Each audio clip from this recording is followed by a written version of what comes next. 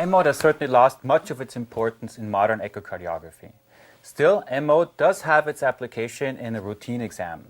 Let's take a look where we still need M-mode and where its importance is.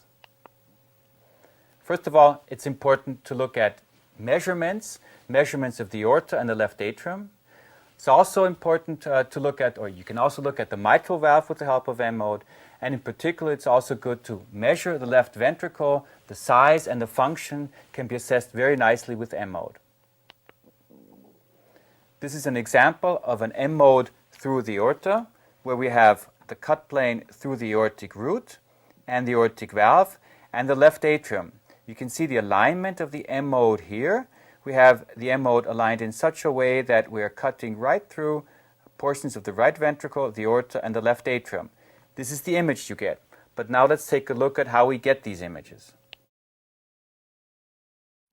So this is how you would get the M-mode for the measurements of the aorta and the left atrium. You can start out from a parasternal long axis view and perform the measurement, or you can also do it from a short axis view. I will show it to you from a short axis view.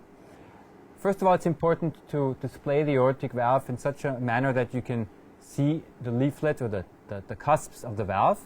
And then you would put the M-mode through the aorta in such a way that you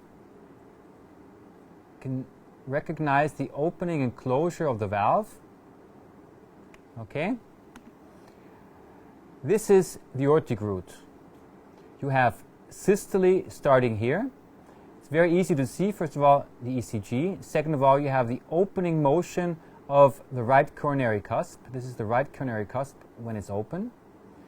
So this is systole. And then you have diastole, backwards motion of the aortic root, and a closed aortic valve.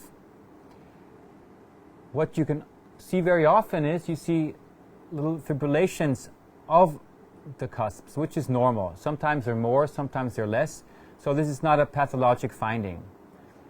When we do the measurement, we perform the measurement exactly at end diastole, so shortly before the aortic valve opens. So this would exactly be the best point to do the measurement. Let me just go into the correct program. So leading edge, front of the aortic root, front of the back wall of the aortic root. And then to measure the left atrium, you would check for the region of the left atrium where it is largest. This is systole here. And again, you would measure the left atrium here. And you would then get very similar measurements for the aorta and for the left atrium, in any case, normal measurements. So the advantage of M-mode is the good time resolution, and therefore you can use it very nicely for measurements. Where do you measure the aorta? From the aortic root, the anterior portions to the posterior portions. Here, just shortly before the aortic valve opens, you see the box here, and shortly before the box opens. So with the QRS complex, basically. And the left atrium you measure where the left atrium is in its largest size, which is here at the time of the T wave, the time where the aortic valve is actually closed. Here you can see the normal values. The aorta should be approximately below 40 and the left atrium between 30 and 40 millimeters, but this varies with respect to the body surface area and also the gender. This is an example of an M-mode now through the left ventricle. We have a cut plane which is now further towards the apex. We're transecting the right ventricle, the intraventricular septum, so the right ventricle, intraventricular septum, the left ventricle, this is this area here. Then we have the posterior wall, which is this, and the pericardium would be the region here. This is the M-mode. You have, again, the right ventricular part of the right ventricle, the intraventricular septum, the left ventricle, and the posterolateral wall. Let's take a look at how we get this M-mode. To perform an M-mode measurement of the left ventricle, you need a parasternal long or short axis view. You can actually do it from both. I will show you how to do it from the short axis. So the first thing you have to look into is if the ventricle is really round. This is important for the reasons already mentioned. So once you have a nice view of the left ventricle, you will put the M mode exactly through the middle of the left ventricle and optimize the image so that you have a very good contour, and then freeze the image and perform the measurement of the septum at diastole. So we have the biggest width of the left ventricle shortly before the QRS complex starts. So this is where you would start with your M mode measurement of the septum. Then you would measure the end diastolic diameter, the posterior wall. Now all these measurements are diastole, and you would then perform the same measurements at systole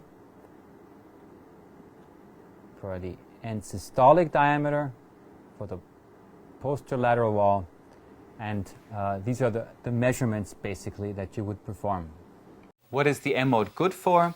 It's good to quantify the thickness of the septum, for the left ventricular size, for left ventricular function, for pericardial effusion.